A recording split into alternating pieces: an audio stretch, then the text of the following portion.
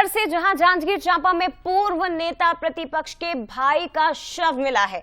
ये बड़ी खबर है। बीजेपी नेता शेखर चंदेल, जिनका रेलवे ट्रैक पर शव मिला। पूर्व नेता प्रतिपक्ष नारायण चंदेल के शेखर चंदेल भाई थे, जिनका रेलवे ट्रैक पर शव मिलने से हड़कंप मच गया है। नैला स्टेशन के आगे रेलवे ट्रैक पर उनकी लाश मिली। एसपी समेत पुलिस के आला अधिकारी मौके पर पहुंच गए हैं। जानकारी ये भी मिल रही है कि स्काउट गाइड के सहायक आयुक्त थे शेखर चंदेल, लेकिन उनका जो शव है वो रेलवे ट्रैक पर मिला।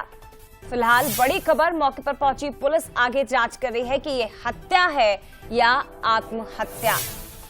पूर्व नेता प्रतिपक्ष नारायण चंदेल के भाई शेखर चंदेल, जिनका शव मिलने के बाद हड़कंप मच गया। मौके पर पहुंची पुलिस फिलहाल आगे जांच इस पूरे मामले में कर रही है। जांजगीर चांपा में पूर्व नेता प्रतिपक्ष के भाई का शव मिला है रेलवे ट्रैक पर। क्या उन्होंने सुसाइड किया है, और अगर ऐसा है तो उसकी वजह क्या, या इसके पीछे किसी का हाथ हो सकता है, ये साजिश हो सकती है, ये हत्या है या आत्महत्या, इस गुत्थी को पुलिस सुलझाएगी।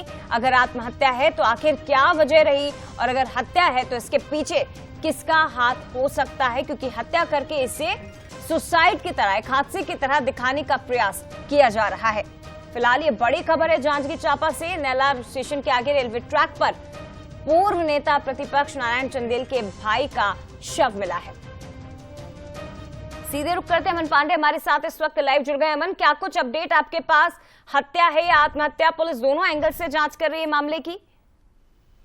देखिए, ये बहुत बड़ा सवाल है कि जो शेखर चंदेल पूर्व नेता प्रतिपक्ष है छत्तीसगढ़ विधानसभा के, उनके छोटे भाई शेखर चंदेल जो है, उनकी मौत के मामले में हत्या है या आत्महत्या, ये जो बड़ी गुत्थी एक तरह से बन चुकी है, इसको सुलझाने के लिए पुलिस लगातार कोशिश कर रही है।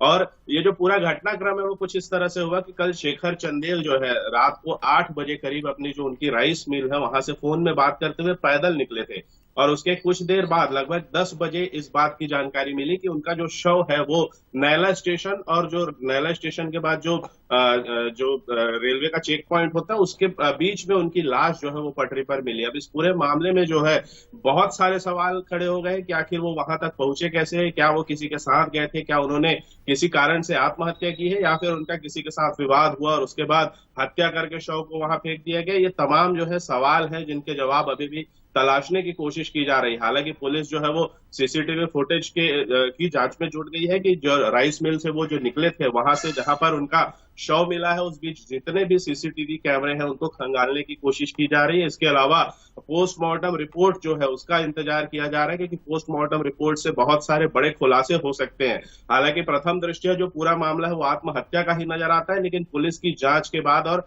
पोस्टमार्टम रिपोर्ट खास तौर पर अगर देखें तो उसके आधार पर जो है इस बात को तय किया जा सकेगा कि ये आत्महत्या थी या फिर उनकी हत्या की गई है। फिलहाल पूरे छत्तीसगढ़ में एक राजनीतिक भूचाल आ चुका है, क्योंकि छत्तीसगढ़ के कद्दावर जो नेता है नारायण चंदेल, उनके छोटे भाई के इस तरह से शव मिलना संदिग्ध परिस्थितियों में कहीं न कहीं बड़ा मामला है। पूरे छत्तीसगढ़ के राजनीतिक सरजमी के साथ साथ जो आम जनता है उनके मन में भी काफी सारे सवाल जो है निश्चित तौर पर ये सबसे बड़ा सवाल है अमन कि आखिर ये हत्या है या आत्महत्या, क्योंकि अगर आत्महत्या भी है तो आखिर ऐसी क्या वजह रही कि उन्हें सुसाइड जैसा कदम उठाना पड़ा, और अगर हत्या है तो फिर इसके पीछे किसका हाथ, जिसने इतनी बड़ी साजिश रची हो कि पूर्व नेता प्रतिपक्ष के भाई की ही हत्या कर दी।